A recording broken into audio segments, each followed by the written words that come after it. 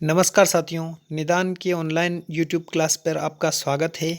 मैं नागेश गहलोत आज आपके समक्ष उपस्थित हुआ हूँ बाल विकास एवं शिक्षा शास्त्र चाइल्ड डेवलपमेंट एंड पेडागोजी से संबंधित कुछ महत्वपूर्ण प्रश्नों को लेकर। तो आइए बिना देर किए इन प्रश्नों को जो है हम सॉल्व करने की कोशिश करते हैं। आपसे के सामने पहला प्रश्न दिया गया है, निम्नलिखित में से किसको मनोविश्लेषण के पिता मतलब फादर ऑफ साइको एनालिसिस के रूप में वर्णित किया गया है। तो मनोविश्लेषण अगर कहीं पर भी शब्द आ जाए तो उसका सीधा सा आंसर होगा सिगमंड फ्रायड। सिगमंड फ्रायड जो हैं इन्होंने मन के विशेष प्रकार बताए हैं। 3 प्रकार के मन बताए हैं इन्होंने बताया है सबसे पहले अचेतन मन, उसके बाद अर्धचेतन मन और उसके बाद चेतन मन। तो हमारे जो विचारों का जो हमारे तर्क होते हैं, जो विचार होते हैं, उनका 90% हिस्सा जो होता है वो होता है अचेतन मन के पास। इस 90% हिस्से में हमारे मन की जो दमित इच्छाएं हैं, जो हमारी दबी हुई इच्छाएं हैं, जो हमारी असफलताएं हैं, वो सब जो होती है वो इस अचेतन मन के पास होती है।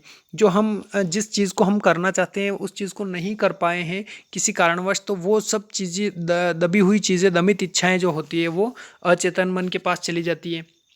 उसके बाद बीच में होता है अर्धचेतन मन, और इसके बाद जो होता है इन दोनों मनों के बाद मन होता है वो होता है तीसरा प्रकार का, जिसको हम बोलते हैं चेतन मन, जिसको कॉन्शियस माइंड बोला है सिगमंड फ्रायड ने। तो सिगमंड फ्रायड ने 3 प्रकार के मन बताए हैं। उसमें से चेतन मन के पास जो हिस्सा होता है वो 10% हिस्सा होता है। वो हमारे जो नैतिक गुणों से संबंधित होता है, जो ईमानदारी से संबंधित होता है, हमारी जो अच्छे कार्यों को प्रेरित करने वाला जो मन होता है वो मन होता है चेतन मन।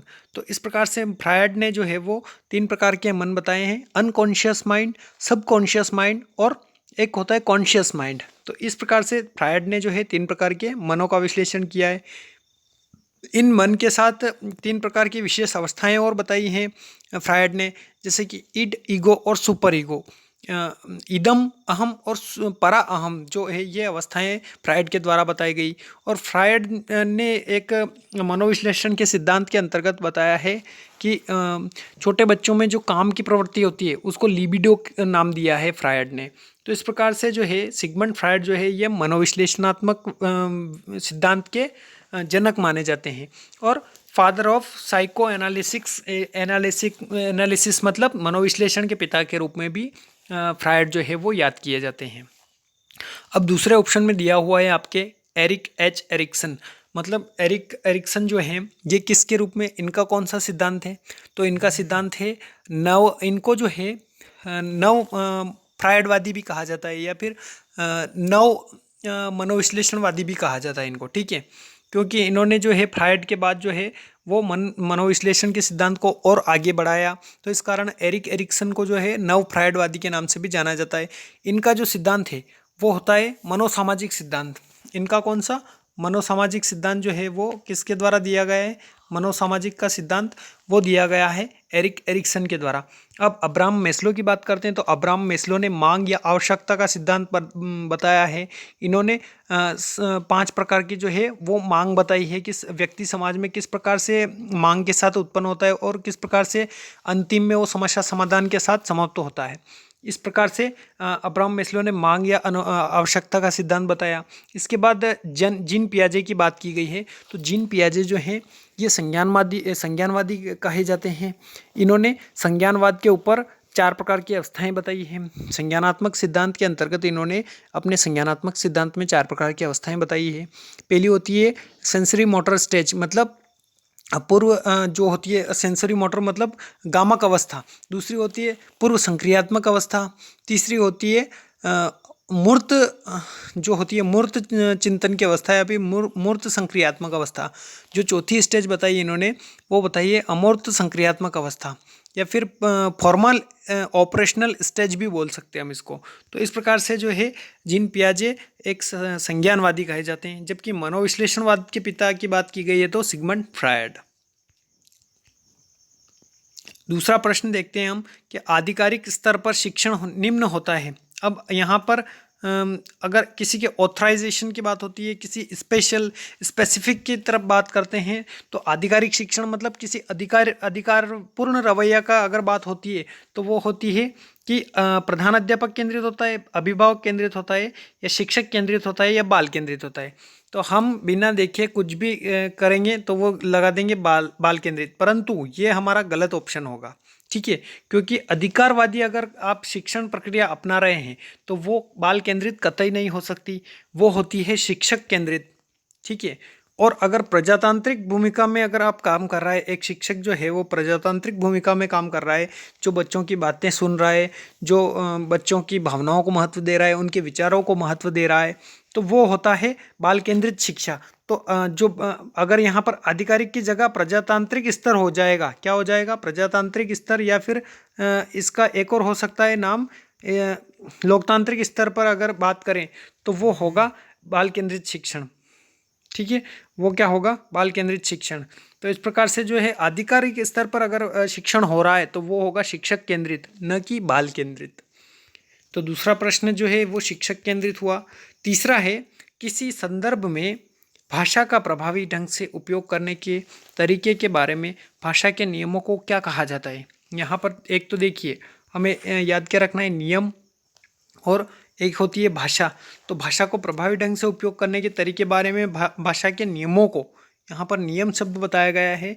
तो देखिए, पहला है फोनोलॉजी, दूसरा है मॉर्फोलॉजी, तीसरा है सिंटैक्स, और चौथा है प्रिग्मेटिक्स। ठीक है, तो इस प्रकार से ये चारों ऑप्शन जो दिए गए हैं, ये चारों ऑप्शन होते हैं भाषा से संबंधित। परंतु फोनोलॉजी क्या होती है कि किसी भी साउंड से संबंधित स्वर विज्ञान को अगर कह सकते हैं हम, कि किसी भी स्वर विज्ञान को जो कहते हैं वो फोनोलॉजी कहते हैं। विभिन्न प्रकार की आवाज़ें जो होती है वो फोनोलॉजी के अंतर्गत आती है। उसके बाद होती है मॉर्फोलॉजी, मॉर्फोलॉजी भी भाषा विज्ञान की एक तकनीक है। उसके बाद सिंटैक्स, सिंटैक्स मतलब होता है किसी भी शब्दार्थों का समूह, किसी भी शब्दों के समूह को सिंटैक्स बोला जाता है। उसके बाद होती है प्रिग्मेटिक्स। तो ये जो प्रभावी नियमों का तरीका है, भाषा नियमों का तरीका, इसको कहा जाता है प्रिग्मेटिक्स। अब नियम बात कही गई है यहाँ पर, तो ये नियम और प्रिग्मेटिक्स में क्या अंतर है। तो नियम होता है किसी भी चीज़ को संकेतों के माध्यम से कहना, किसी भी चीज़ को संकेतों के माध्यम से कहना। तो इसको भी मनोविज्ञान में क्या कहा गया है, नियम कहा गया है। प्रिग्मेटिक्स का नियम होता है किसी भी व्यक्ति को हम संकेतों के माध्यम से समझाते हैं, इशारों के माध्यम से बातचीत करते हैं, तो वो आता है प्रिग्मेटिक्स के अंतर। तो इसका सही आंसर होगा प्रिग्मेटिक्स। चौथा प्रश्न देखते हैं हम कि लघु शिक्षण माइक्रो टीचिंग एक है। तो इसमें से आप अगर आपसे पूछा जाए तो आप बता देंगे इसको कि शिक्षण पद्धति होगी। ठीक है, परंतु जो लघु शिक्षण माइक्रो टीचिंग जो ये एक शिक्षण पद्धति नहीं है, ये शिक्षक प्रशिक्षण तकनीक है। क्या है ये, शिक्षण प्रशिक्षण तकनीक। शिक्षण प्रशिक्षण तकनीक क्या कहा जाता है, जिसको टीचर लर्निंग, जिसको टीचर शिक्षक जो होता है उनके प्रशिक्षण के लिए जिस तकनीक को प्रयोग में लाया जाता है वो होती है माइक्रो टीचिंग। लघु शिक्षण, आपने डीएड बीएड किया होगा तो वहाँ पर आपको शिक्षकों के प्रशिक्षण के रूप में जो आपको जो है वो क्या कहा गया होगा, लघु शिक्षण विधि समझाई होगी और माइक्रो टीचिंग की अवधारणा समझाई होगी। तो ये माइक्रो टीचिंग शिक्षक प्रशिक्षण तकनीक है, न कि शिक्षण पद्धति। ठीक है, शिक्षण पद्धति वो होती है जो हम बच्चों पे लागू करते हैं, और शिक्षक प्रशिक्षण तकनीक वो होती है जो शिक्षकों पर लागू होती है, मतलब शिक्षकों के सीखने पे बल देती है, तो वो है माइक्रो टीचिंग। ठीक है, ये चौथा प्रश्न है। और पांचवा प्रश्न देखते हैं हम कि एक अनुसंधान डिज़ाइन में स्वतंत्र चरों की संख्या कितनी होनी चाहिए। तो एक अनुसंधान डिज़ाइन अगर हम तैयार कर रहे हैं तो उसके लिए स्वतंत्र चर मतलब इंडिपेंडेंस जो होते हैं वेरिएबल्स, उनकी संख्या जितना अधिक डिज़ाइन अनुमति देता है उतनी अधिक संख्या स्वतंत्र चरों की हम रख सकते हैं। छठा प्रश्न दिया गया है आपके, एक परीक्षण में प्राप्त हुए यथा प्राप्त समांक रॉ स्कोर की बात की गई है कि व्याख्या करने के लिए आवश्यक है कि प्राप्तांकों को मानक अंकों में परिवर्तन करना, मतलब स्टैंडर्ड जो स्कोर है उसमें आपको परिवर्तन करना रहता है, तो वो इसका रॉ स्कोर जो है उसकी व्याख्या हो जाती है। सातवां प्रश्न दिया गया है, शैक्षिक सर्वेक्षण निम्नलिखित में से किस तकनीक का उपयोग करते हैं। तो शैक्षिक सर्वेक्षण मतलब एजुकेशनल सर्वाइव्स की बात की गई है। एजुकेशनल सर्वाइव्स किस तकनीक का उपयोग करते हैं, किस टेक्निक्स का उपयोग करते हैं, तो वो क्या केस स्टडी हो सकती है, नैदानिक अनुसंधान हो सकता है, साक्षात्कार हो सकता है, या प्रायोगिक विधि हो सकती है। तो देखिए साक्षात्कार यहाँ पर होगा, क्योंकि साक्षात्कार अगर हम एजुकेशनल सर्वाइव्स की बात करते हैं तो वो किसी व्यक्ति के साक्षात्कार द्वारा जो है वो उस तकनीक का उपयोग करते हैं। 8वां प्रश्न दिया गया है, डेटा संग्रहण की विधियों में से प्रायोगिक विधि अधिक विश्वसनीय है, क्योंकि प्रायोगिक विधि में क्या होता है कि उसकी हम जो प्रतिकृति बनाई जा सकती है, मतलब उसकी फोटोकॉपी जो है हम बना सकते हैं, इसलिए ये सबसे विश्वसनीय है, सबसे मौलिक है डेटा संग्रहण की विधि। ठीक है, कौन सी? प्रायोगिक विधि, क्योंकि प्रायोगिक विधि में क्या होता है कि हम इसके जो है प्रतिकृति इसकी प्रतिकृति या फोटोकॉपी बोल सकते हैं, वो बनाई जा सकती है। ठीक है, 9वां प्रश्न देखते हैं हम कि निम्नलिखित में से क्या अनुदेशनात्मक प्रौद्योगिकी से संबंधित नहीं है। देखिए आपके ऑप्शन में दिया गया नहीं है, कौन सा? अनुदेशनात्मक पद्धति से प्रौद्योगिकी से संबंधित नहीं है। तो टी समूह विधि जो है ये अनुदेशनात्मक प्रौद्योगिकी से संबंधित नहीं है, जबकि CAL है, क्रमादेशित है अनुदेशन, और मीडियम प्रिंटिंग उपकरण जो है ये सब संबंधित होते हैं अनुदेशनात्मक प्रौद्योगिकी से। 10वां प्रश्न देखते हैं हम। 10वें प्रश्न में दिया गया है, निम्नलिखित में से कौन सा अनुक्रम कोल्ब द्वारा उल्लिखित सही प्रायोगिक अध्ययन प्रक्रिया को प्रतिबिंबित करता है। देखिए हम यहाँ पर कोल्ब का नाम आ गया तो इससे संबंधित हम डर जाते हैं, मतलब क्या होता है कि ऐसे मनोवैज्ञानिक या ऐसे किसी व्यक्ति का नाम आ जाता है जो हमने नहीं सुना है या फिर हमने पढ़ा नहीं है उस चीज़ के बारे में, तो हम उस चीज़ को देख के ना डर जाते हैं। परंतु जो हमारा जो इसका मनोविज्ञान के प्रश्न आते हैं वो समझ के ऊपर आते हैं, हमारी समझ कितनी है उस चीज़ों को समझने में, हम कितना अच्छे तरीके से कर पाते हैं उन चीज़ों को। तो देखिए यहाँ देखते हैं कोल्ब के अनुसार भी और हम अपने स्वयं के अनुसार भी। ठीक है, हम उस अपने स्वयं के अनुसार देखते हैं कि क्या हम पहले किसी चीज़ का अनुप्रयोग कर देंगे, उस चीज़ को समझेंगे नहीं, उसका सामान्यकरण नहीं करेंगे, उस चीज़ का अगर हमें अनुभव नहीं है तो सबसे पहले अनुप्रयोग भी नहीं किया जा सकता, तो पहला ऑप्शन वैसे ही कट गया। अब प्रक्रमण, किसी चीज़ को हम अगर हमने देखा नहीं तो उसकी शुरू से प्रोसेसिंग कर सकते हैं क्या? हम किसी भी चीज़ को प्रक्रमित नहीं किया जा सकता। अब तीसरा यहाँ पर ऑप्शन दिया गया है कि सामान्यकरण, अनुभव प्रक्रमण अनुप्रयोग।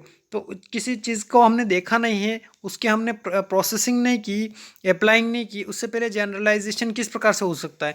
तो जनरलाइजेशन नहीं हो सकता किसी भी चीज़ का सामान्यकरण कब करेंगे? जब हम उस चीज़ को महसूस करेंगे, उस चीज़ को देखेंगे, तब जाके उस चीज़ का सामान्यकरण करेंगे हम। तो इसका सही आंसर जो होगा वो होगा चौथा मतलब किसी भी चीज़ का हमने अनुभव किया कि हाँ ये चीज़ ये है, उसके बाद उसमें प्रोसेसिंग की हमने समझने में। ठीक है, उस चीज़ को समझने में, फिर उस चीज़ के बारे में हमने सामान्यकरण किया, उस चीज़ के बारे में हमने सामान्यकरण किया, मतलब जनरलाइजेशन हुआ हमें उस चीज़ का कि हम रियलाइज़ हुआ कि ये चीज़ ये है। उसके बाद जो है हम उस चीज़ को समझने के बाद, सामान्यकरण के बाद जो है वो उस चीज़ का अनुप्रयोग करेंगे, कहीं पे अप्लाई करेंगे, कहीं पर हमने अप्लाई की, हमारे द्वारा अप्लाई किया गया, तो वो क्या होता है? अनुप्रयोग। तो ये 10वां प्रश्न था, ये इससे संबंधित था। तो ये इसका आंसर क्या होगा? इसका आंसर होगा अनुभव करना, प्रक्रमण करना या प्रोसेसिंग करना, फिर उसके बाद सामान्यकरण या फिर जनरलाइजेशन, और उसके बाद होता है अप्लाइंग या फिर अनुप्रयोग। तो इस प्रकार से जो है ये प्रश्न आपके सॉल्व होते हैं, और 10 प्रश्न हमने आज सॉल्व किए। आप जो है अपने मित्रों को शेयर कर सकते हैं, और निदान क्लासेस को अभी तक आपने सब्सक्राइब नहीं किया है तो सब्सक्राइब करें और हमारे उत्साहवर्धन को आगे बढ़ाएं। Thanks for watching.